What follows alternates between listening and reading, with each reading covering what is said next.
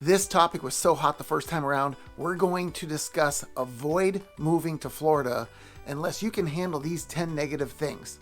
Part 2. Hey everybody, my name's Craig Cunha. I am a real estate agent in Southwest Florida.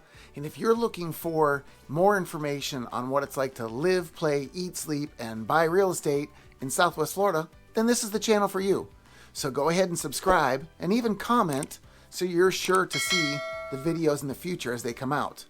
I'm getting calls from people every day asking what it's like to move here and what it would be like for them specifically. So if you've got a question, you have to call, text, or email because I've got your back when moving to the Gulf Coast. The first time around when we talked about avoiding moving to Florida and the 10 negative things, the video blew up. There were so many people watching, many more commenting, and it was both good and bad. And I was asked, why are you only doing the negatives? Well, you know what? Everybody knows the positives to moving to Florida. It's gorgeous here. The weather's amazing. Yeah, there's a couple bad things. We talked about some of them earlier. There's even more we're going to address because it's not just unicorns and rainbows when you move to Florida. It's nice to vacation here, but there's a lot of negatives when you're actually living here. So we're going to go through 10 more, and I may have a bonus one at the end, so stick around. One thing I do want to point out as we get into this video is these things are coming from my perspective. I've been in Florida over 20 years now. These are experiences I've had in different areas of the state. It's not saying every area of the state's like this, and you need to know what you're getting yourself into. Flood zones is the first thing. Flood zones are going to be prevalent in Florida because we are a peninsula. We're surrounded by water. There's lots of coastline. The center of the state does not deal with it. It's still a lower elevation state as a whole, but the coastlines, in some areas, we're barely 10 feet above sea level to be able to do our building. You have to be 9.5 feet or higher to get out of the floodplain. If the elevation of the neighborhood is not high enough, they will build the home on a stem wall that will raise that elevation and hopefully save you a bunch of money in flood insurance. Now, flood insurances can be as little as $500 for the year, but it could be as much as $3,500 too. It just depends on where you're located. The FEMA map will tell you more about what your area looks like. I'll go ahead and put a link down below that'll give you an idea of what it's like here in Southwest Florida. Number 2 is another big thing because of the coastline, red tide. Yes, you may have heard that term a couple times here and there. Some people have their thoughts on where it comes from and how it comes from. I went to Wikipedia to look a little further instead of just listening to what's talked about. So apparently whenever the water's stirred up, especially from a storm, it stirs up the bottom of the seafloor and these algae blooms are released. It causes what we know as red tide. What red tide does is it kills sea life, number 1, and it can be a respiratory irritant. Not everybody's affected by it. We are told that we just had red tide here, or we have it in some form or fashion currently. We were just down at the beach last weekend. None of us felt the effects of it, but that's us. Once again, somebody else could be down there and they do feel the effects. So if you are getting some respiratory distress, some coughing and wheezing and things like that, it could be due to red tide. Number 3 is the pricing of things is going up.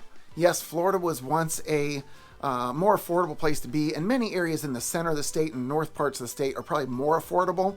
But as you get into the desirable areas, the vacation areas, the coastal areas, it's getting expensive. Our homes are going through the roof in pricing every single month. We're seeing increases even from new construction builders, $10,000 to $15,000 at a time. That's just the demand is driving the prices. We have a huge demand on the building supplies that we can't get a hold of, and all the way down to appliances. Some builders stopped even offering an appliance package with the house because they can't get them. As this process plays out, hopefully the builders can catch up for us, help normalize the pricing. We're having bidding wars most of the times now. If it's a really nice property, I had a client go in on one the other day. There were 38 offers in 2 days on this property, 9 of which were cash. Tell me how you think that played out. Yeah, not too good for us. So if you want a property in Florida and you're trying to get the best one, or the one that you think is just fantastic, do not delay. Because if you think it's fantastic, there's a great chance somebody else does too. Number 4 is water quality. Yes, you've heard before that we don't have the best water. Well, Not compared to Colorado, not compared to upstate New York, not compared to many places like that where they have absolutely pristine water coming out of the faucet.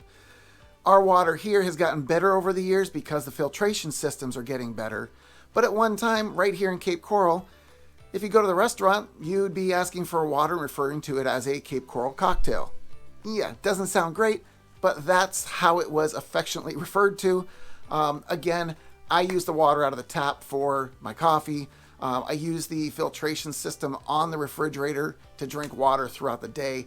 It's not an issue. If you have a problem with it, go ahead and get bottled water because obviously that's still everywhere. Yes, you've heard about the Florida heat. We talked about it in the last 10. Here's something that comes in right from the heat. People are now putting pool chillers on their pools. They are putting a system into the filtration part of the unit. As the water flows through this, small fans further cool the water before it's dumped back in the pool. So it gets hot enough. My neighbor's pool last year, I want to say it was on average about 94 degrees. I don't know about you, but that sounds more like a sauna. That's not what I'm looking for. When it's hot, I want to cool down. If you're having a problem with a warm pool, look into a chiller. It's a system that, again, will drop the temperature on the pool as much as 5 to 15 degrees just on one cycle through. It's best, obviously, to run it at night when the sun's down. It's a little cooler overall. Number 6 is the grass here. Yes, I know it sounds petty. Well, you know what? I grew up in Pennsylvania. The grass that we had up there, we could roll around it and all day. We're having picnics, whatever. Didn't affect us. You get in this grass here, it's coarse, it's dry, it's itchy. If you roll around in it even for a minute, I don't care if it's just rough and tumbling with my son, you're just itching like crazy. So this is not going to be the grass that you're used to if you're coming from the north. It's annoying. Having a picnic, you better make sure you have some blankets and things because you will be itching once you get up from that. Number 7 is there's construction everywhere. Now this construction I'm speaking of, it's not just the road construction because obviously that's going to happen as we continue to grow. It's going to expand. Everywhere you turn, you are seeing new construction of buildings, of houses. They're ripping down huge green spaces to make more space for these houses. There's a ton of storage buildings. Just within a mile of where I live, I can count 3 or 4 that just came into the area. It's getting ridiculous. So much of our green space being ripped down to put more building space in. Yeah, and some people are going to have something to say about it. Yeah, we need to do it. We need to make more affordable housing. We need to give people places to go. But at the same time, at what cost? We're taking on all this beautiful greenery and replacing it with buildings. We're making this whole area into an urban area instead of the subdivision it once was. So if you don't want to deal with that, you may want to look a little further inland or upstate. With all this construction, we're being invaded from everywhere. People are coming from all over the country. Many of them want to come in from out of the country, but they can't even get in. The restrictions on travel right now to get in the country are so intense that they're putting off those plans altogether. I know some of you are back there cheering, saying, yay, keep them out. But you know what? We still need an influx of people. We're not a manufacturing state. We rely heavily on all these people that come to visit. And I know what you're thinking. You're thinking, well, they can come and visit and go back home again. It doesn't work that way. If you're somebody that wasn't born in the area, you know what it's like. You come into Florida, you experience what it's like, you're probably going to want to stay. It's a great place to be. I love Florida. Despite all these negatives I'm talking about, this is more just informing you of what you would have to overcome to be here. But you know what? In the grand scheme, the benefits still outweigh the negatives. One thing to consider with this invasion of all these people is we went out to dinner the other night and had an hour and a half wait to get in, so we ended up having to pick somewhere else. It's very busy here right now. Out of season, you may be waiting to go into dinner. In season, you're going to have a super long wait. So just plan ahead or plan to eat off the mainstream hours. Number 9 is the HOAs and how intolerable they are. I understand that HOAs can be that way for many places.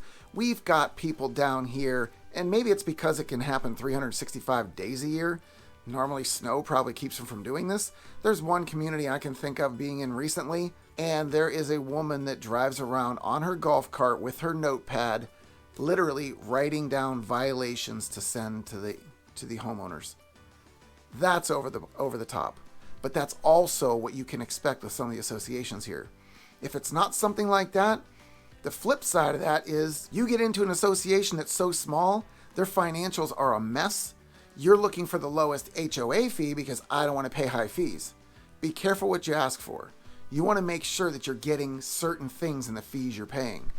Those fees should be paying reserves so that if you have repairs or maintenance issues that pop up, you're not hit with a big bill all at one time. So get the financials, make sure that the reserves are being paid in, that you have a plethora of funds to handle those issues so you're not complaining later when you have a huge bill. Our water here can be absolutely beautiful. Many people will go to the water side to dine just to take in the beautiful view, feel the cool breeze off the water, smell the ocean air.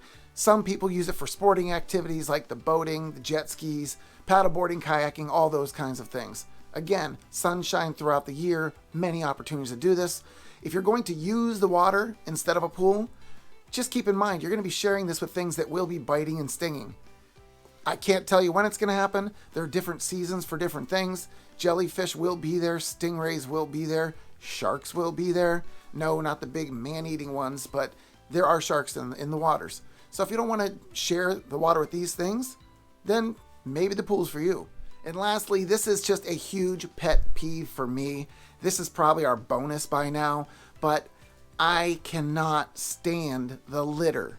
You can't return your shopping cart at the supermarket, and now you can't even put your mask back in your pocket or in a trash can, and you have to toss it on the ground, or worse yet, toss it in the cart that you didn't return to the rack. Come on. This is the place that we're all trying to live in, and it's up to all of us to make sure it stays presentable. Litter is one of the things that we can absolutely control if every one of us just does our part to keep things beautiful. All right, so that's another list of 10 plus things that you may need to get over if you're thinking of moving to Florida.